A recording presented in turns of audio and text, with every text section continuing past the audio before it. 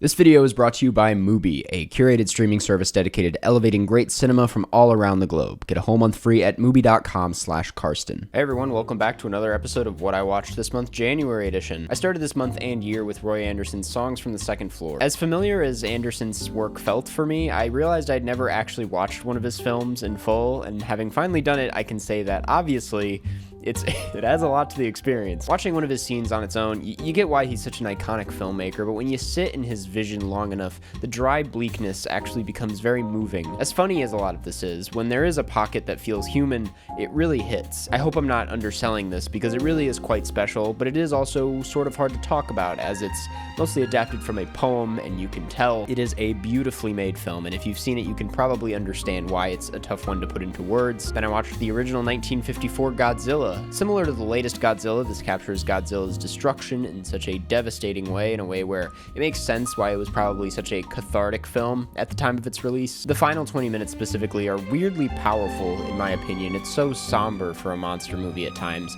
especially from this period. I really enjoyed this. I know it's arguably the best one, so there's no use moving through the rest of the list, but I do want to watch a lot more Godzilla movies now. Then I watched Still, a Michael J. Fox movie. I was so surprised by how much I enjoyed this. The story of Michael J. Fox's life and what happened to him is both heartbreaking and inspiring, but it's the way they tell it that helps this stand out. The cinematic recreations of key moments in his life, which almost always risk coming off cheesy and lame, are actually a really nice touch here. Michael J. Fox obviously still has the charm to keep you entertained the entire time. There's a reason he became a movie star. He's really good at being one. I was just honestly shocked when this was over. I could have watched another 2 hours of it. I highly recommend this one. I'm shocked it wasn't nominated for an Oscar this year. Then I rewatched Stalker. Let me do that one more time. Then I rewatched Stalker. It's been years since I first saw Stalker, a movie I felt deep in my bones but didn't really understand fully the first time I saw it, which is okay. So I've been itching to rewatch it, as if it'd be any easier to unpack a second time. And, well, firstly, it's just as good if not better the second time around. There are few films that make me feel the way this one does. Truly, I kind of forget where I am when I'm watching this. I feel like I'm in another place. For Tarkovsky to maintain such a controlled and beautiful and sort of sickening style over the course of almost 3 hours is beyond masterful. And secondly, for as cynical and as bleak as this film feels for a good portion of its runtime, I thought it was kind of uplifting in the end.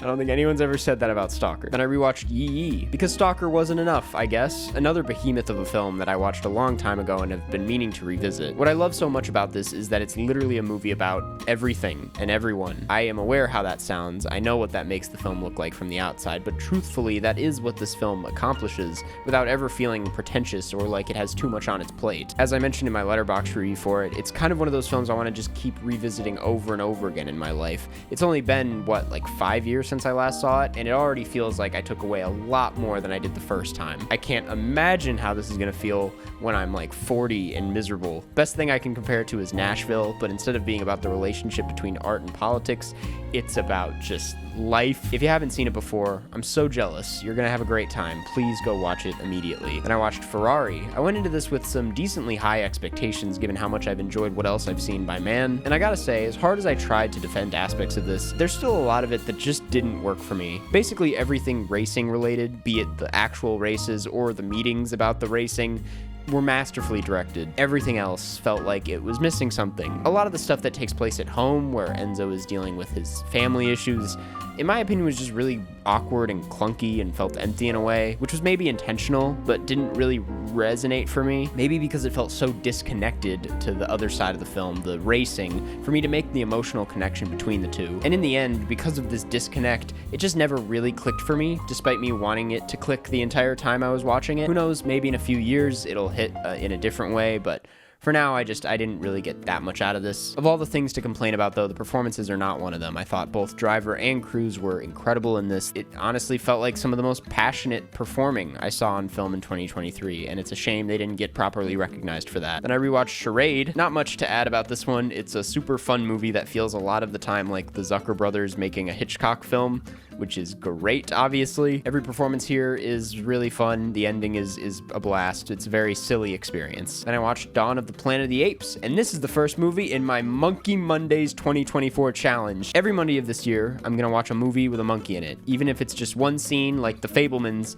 that counts. I'm really excited about this, but I also don't really know what I'm gonna do with this challenge. or where it's it's going. I almost started an entire podcast dedicated to it, but decided not to. But if you have any suggestions of what to do with this challenge, let me know. I'm very excited about the idea. Even if it doesn't go anywhere, it's gonna be fun. But anyway, I thought this was a pretty solid movie. It's funny because my complaint about the first one, Rise of the Planet of the Apes, was that it just felt like a very kind of generic action movie from its time. And this one is obviously a massive step up, but it kind of became the cliche action movie that we get nowadays. I feel like this inspired so many action films that this, looking back at it, is kind of generic. That's not to say it isn't great, though. This one does feel like it's doing a lot more as far as world building goes, and Matt Reeves really does know how to craft a dark and crispy action sequence. There's one in particular that involves a tank that is crazy. All that said, though, it still left me wanting a bit more. Feels a little dry at times, but I did thoroughly enjoy this. Then I watched Castle in the Sky. I'm watching through all the Ghibli films I haven't seen for reasons, and that said, I'm going to talk in depth about each film in the future, so I'll save some of my thoughts for then. But I have to say, this is one of the most underrated films in the studio's filmography. So many of Miyazaki's best traits are on full display here. I felt like a child watching this with just how limitless its storytelling felt. I was completely transported and in love with this movie. It's unbelievably beautiful, this one. And I watched Mean Girls, the new one, and oh man, it was a stinker. Hated this movie. It managed to do almost everything wrong. Let's just move on. Then I watched Jawbreaker. This is an extremely fun movie about some girls who accidentally murder their best friend. I went into it knowing nothing about it. I had never heard of this movie, and I came out with a big old grin on my face. I thought the cinematography was actually really stunning. It's bright and colorful and gorgeous. The soundtrack is so of its time that it's kind of endearing. Rose McGowan's performance is amazing, which is all to say I was absolutely shocked when I saw this had a 14% on Rotten Tomatoes. Everybody is so dumb. This movie's so fun, and it looks so great, and I don't really think there's that much that's wrong with it. I can't get behind 14%. It deserves so much better, in my opinion. And I watched Whisper of the Heart. Listen, they played Country Roads during the opening credits, and I was like, oh, that's kind of funny to hear in a Ghibli film. And then they played it like 20 more times, and I was like, all right, this is really great. It took me a second to get into this. I didn't really see Shizuku as a character all that clearly until about halfway through, and once I did sort of start to understand her as a character, once it starts to fly, I realized this was one of the most life-affirming things I've seen out of the studio. Then I finished The Curse. Yeah, I mean, to try and sum up how I felt about this show in just a paragraph here feels like an absurd task. Yes, I do want to talk about it a lot more in a video at some point. It sounds too daunting to do right now. I'll be honest, there were pockets in the middle of the show that were losing me a bit. I was sort of starting to lose hope. I thought parts of this felt a little directionless. But as it spiraled towards the end, I started to get on the show's wavelength a bit more and appreciated how it was going about its realism. It makes me want to revisit the show from the top. And then the ending happened.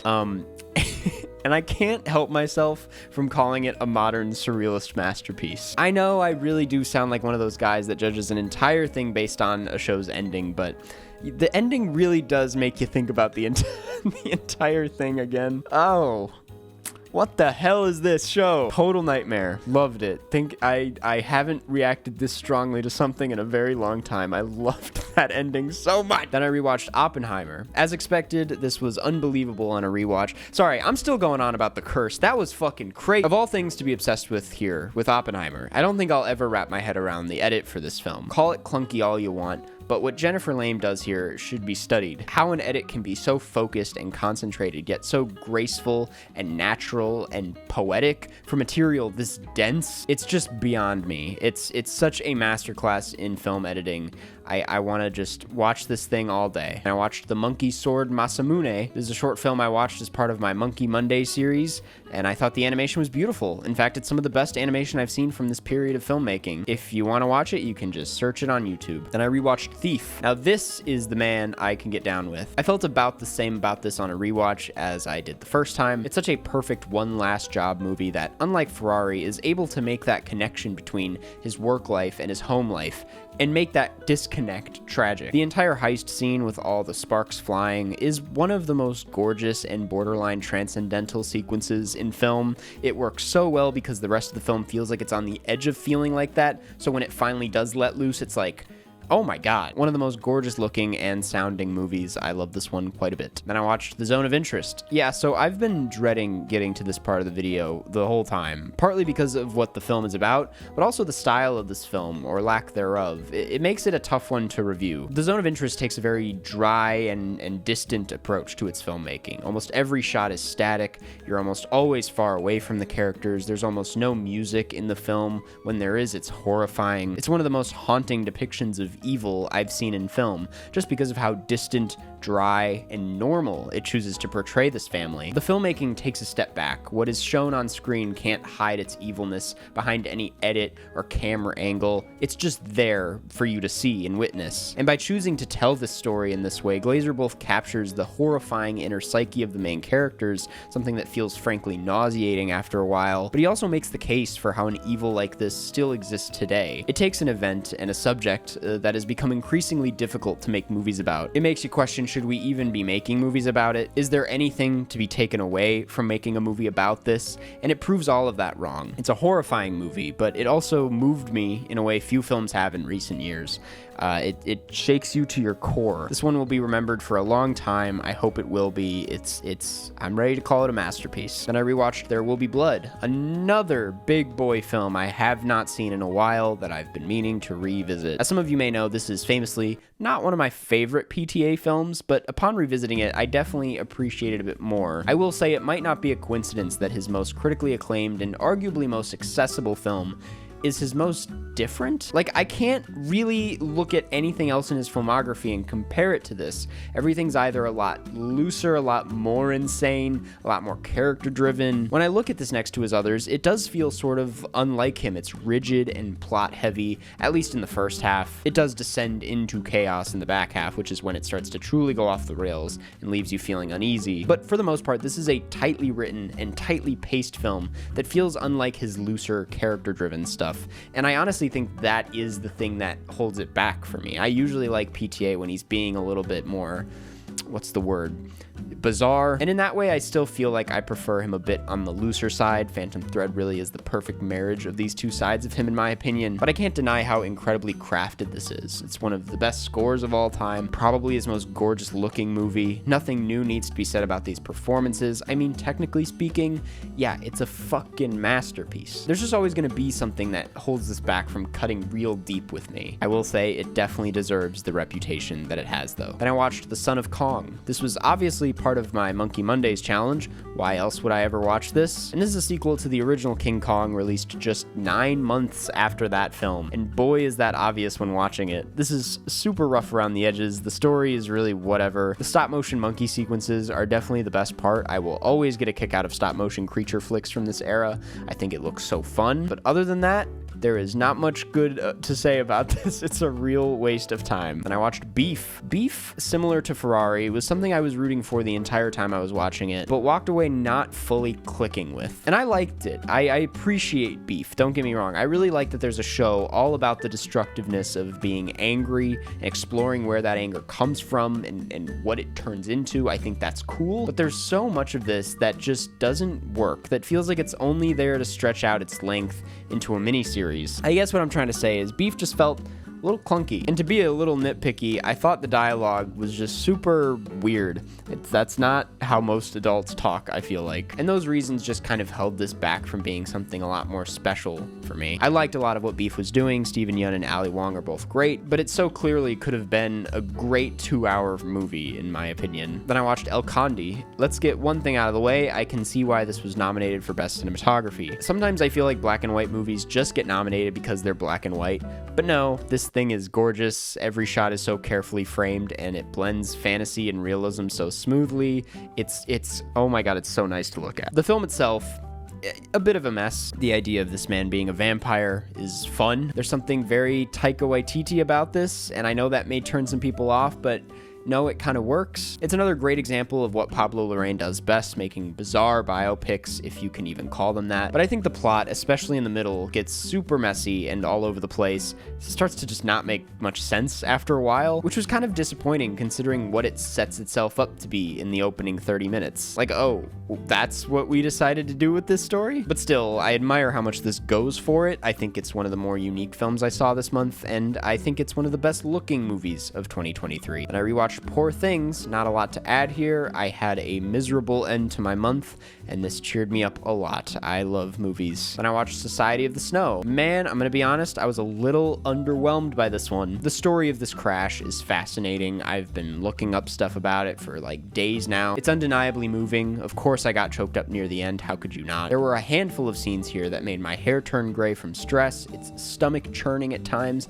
absolutely. But really, the pace and edit of this film, the structure of it, is so directionless to me that it became such a problem. If I were to draw out how the pace of this felt, it looked like this, just a straight line for the entire central 2 hours, which is a damn shame because I thought it looked really nice. The performances were heartbreaking, the makeup, the sound, technically it was really well made, but the way they decided to unravel this story, with the exception of a few individual scenes, was just kind of dull. Then I watched some of the Oscar-nominated documentary short films. I thought Island in Between was an interesting doc about Kinmen, a part of the world I don't know nearly enough about that I wish was a feature. The Barber of Little Rock was wonderful in my opinion. I found this to be a really heartwarming and kind of powerful doc about identifying systematic issues and making significant change in small ways. The Last Repair Shop is easily the best looking of the bunch. It's really well shot and has more whimsy to it than most of what's been coming out of Disney. I only say that because I watched it on Disney Plus. And the ABCs of book banning, while it aligns with my own beliefs and is about something I definitely agree with, it's one of the strangest Oscar-nominated films I think I've seen. Not that the film is strange, it's just, how did this get nominated for an Oscar? I'm pretty sure this was edited in iMovie. It just sort of runs around in circles and says the same thing over and over again. I found it to be really underwhelming. I always get weirdly passionate about the short films at the Oscars every year, and this is one of those where I'm like, what? There are certain video essays that would be better nominations than this. That's all I'll say. Then I watched The Teacher's Lounge. This is up there with Uncut Gems and Shiva Baby as far as stressful movies go. If you like those,